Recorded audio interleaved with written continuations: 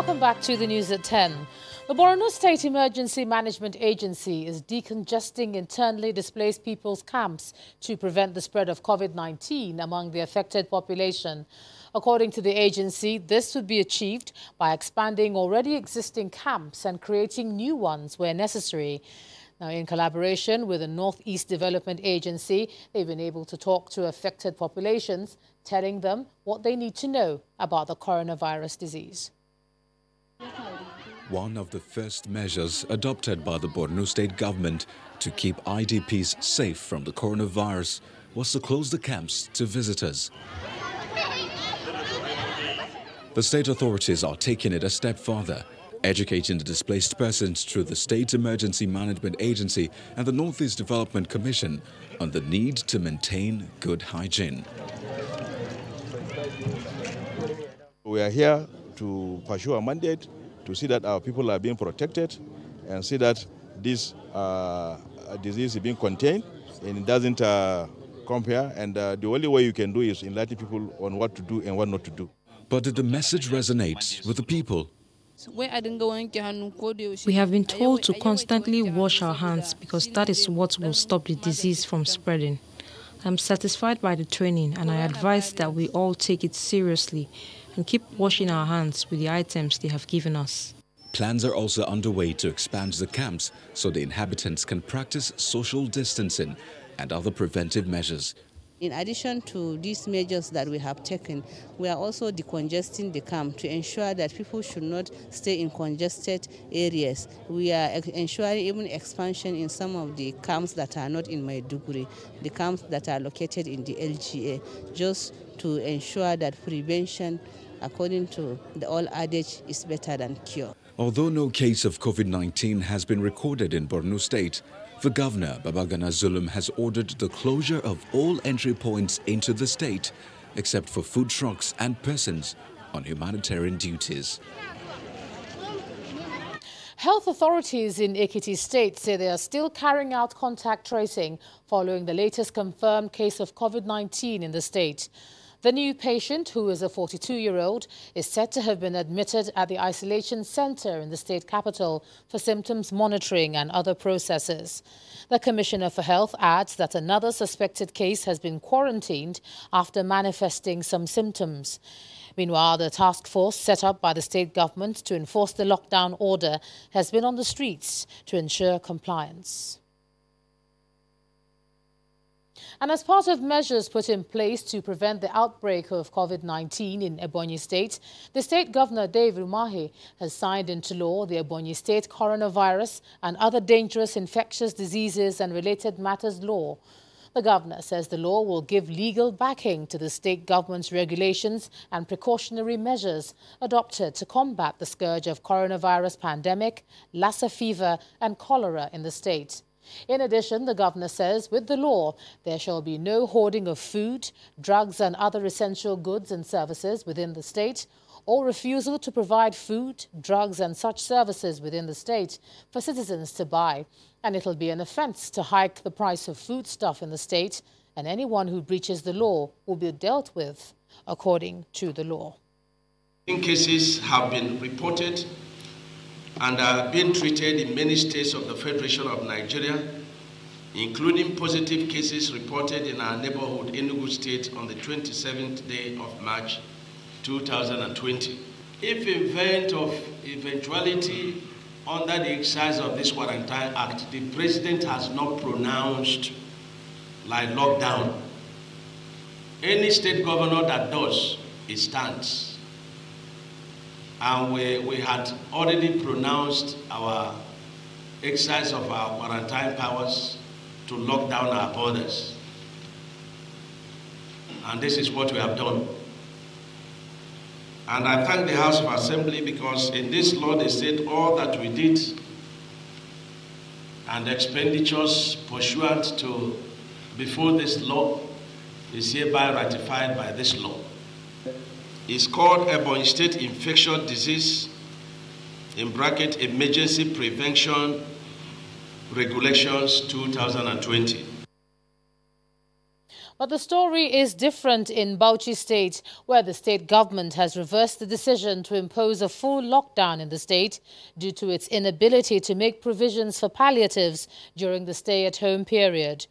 The Deputy Governor of the state, Baba Tella, announced a review of the order and explains that a decision has been reached to seal all borders instead of the full lockdown earlier scheduled to commence today. In the meantime, the state has also received donations to fight COVID-19 from the Northeast Development Commission. Some of the items include personal protective equipment, 2 ventilators, gloves, face masks and sanitizers.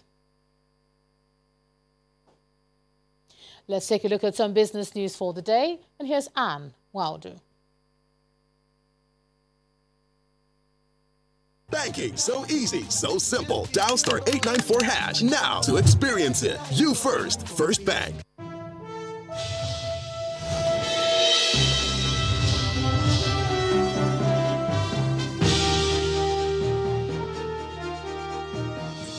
Thank you, Ijoma. Welcome to Business News. Let's begin with oil prices. They have skyrocketed to nearly $30 a barrel on reports that Saudi Arabia and Russia have agreed to ease pressure on the market.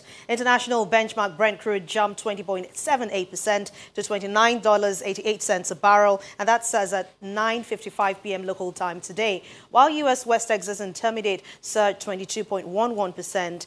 Today, U.S. President Donald Trump told CNBC that he spoke to Russia's President Vladimir Putin on Wednesday and Saudi Crown Prince today and expects them to announce an oil production cut of 10 million barrels and could be up to 15 million barrels. Meanwhile, Saudi Arabia has called for an urgent meeting between OPEC and its allies with the aim of reaching a fair agreement to restore and desired balance of oil markets.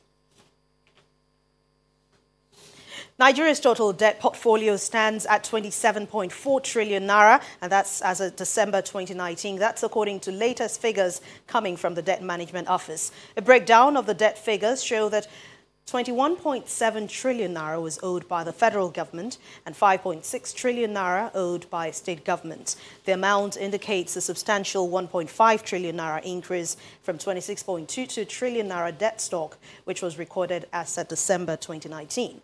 In the meantime, the country's domestic debt accounted for 67.07% of the total debt stock, which of course amounts to 18.3 trillion naira. The Federal Inland Revenue Service says that it has generated a total of 1.1 trillion naira in the first quarter of this year, and that represents a 7% increase. That's when you compare to the 1 trillion naira collected in the same period last year. A statement from the Revenue Agency on Thursday shows that capital gains tax had its biggest lift with 643 billion naira, and that's a massive 568% increase within the comparative period. Also, company income tax collected was at 135% to 95 trillion naira from 40 trillion naira in the first quarter of last year. However, for petroleum income tax, withholding tax and personal income tax all took a dip in the period under review. And let's head to the stock market report now. A last-minute interest in the shares of Dangote Cement, of course, saved the day for the equities markets today. All-share index recorded its first gain in the new month. All that happened today. Let's hear more from Temple Ashaju.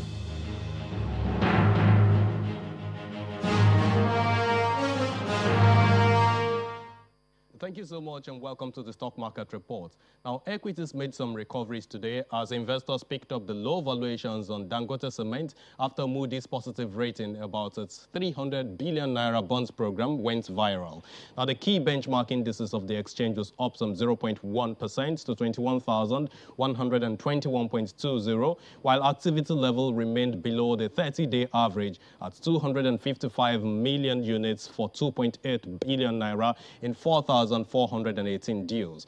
Now, the banking stocks topped the trades chart, but was unable to settle the sectoral performance in the green territory. And of course, market breadth was negative with some 19 losers, led in the main by Nigerian breweries, and only 7 gainers led by Dangote Cement.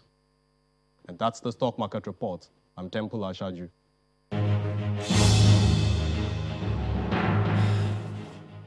Thank you, Temple. Meanwhile, stock markets across the United States and in Europe have ended today's session higher following one-day biggest rally in oil prices. Let's take a look at the figures for today.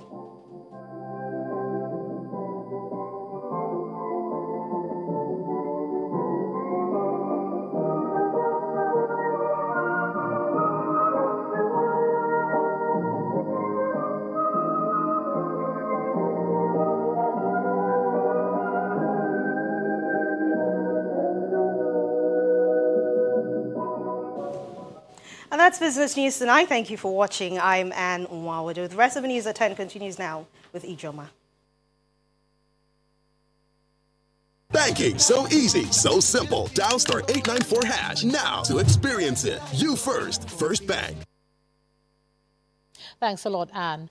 More Nigerians and corporate organizations have been making donations to help contain the spread of COVID-19 in Nigeria since its outbreak.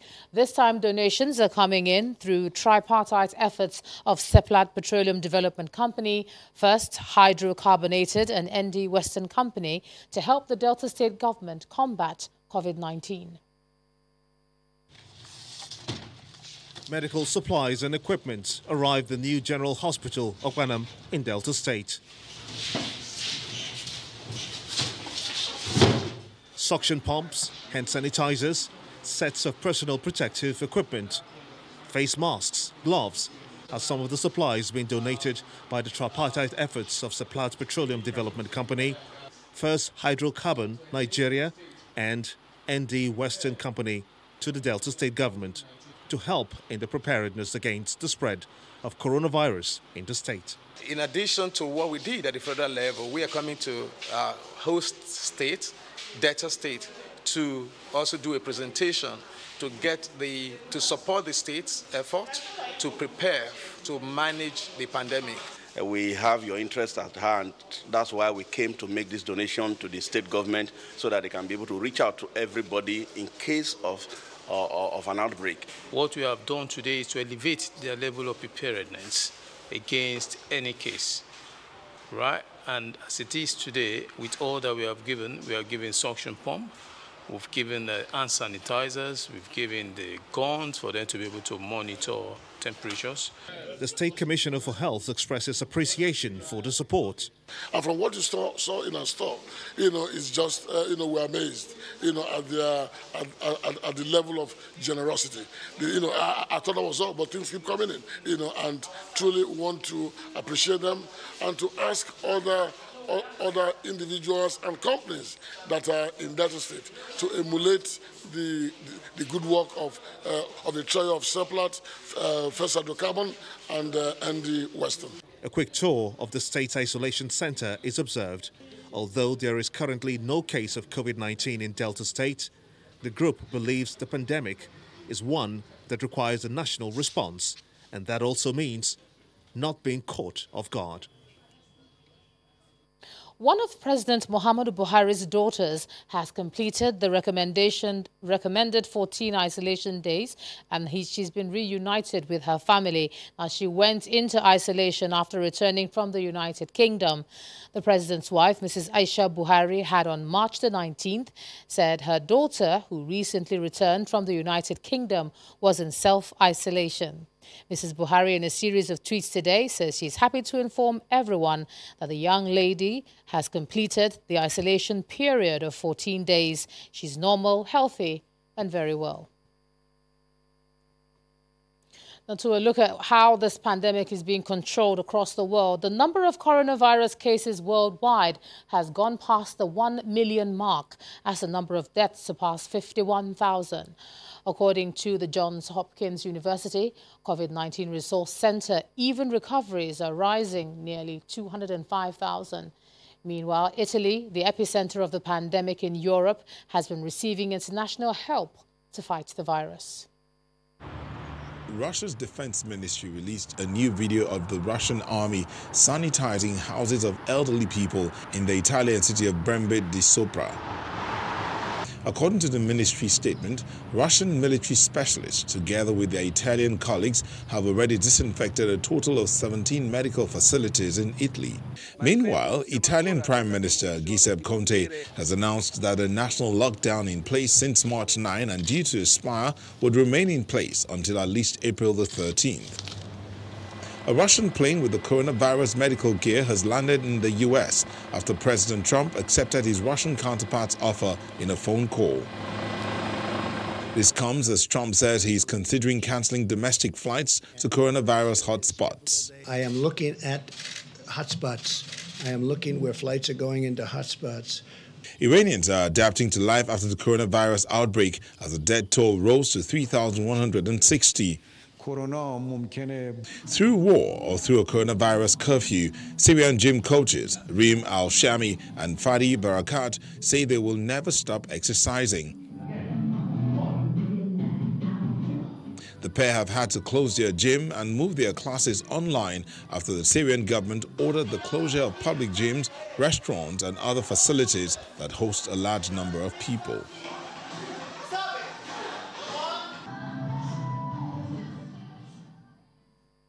Still ahead on the news at 10, Spain's death toll from COVID-19 climbs to over 10,000 as that of the US exceeds 5,000. Plus more news from our London studios and around the world in 5. Just stay with us.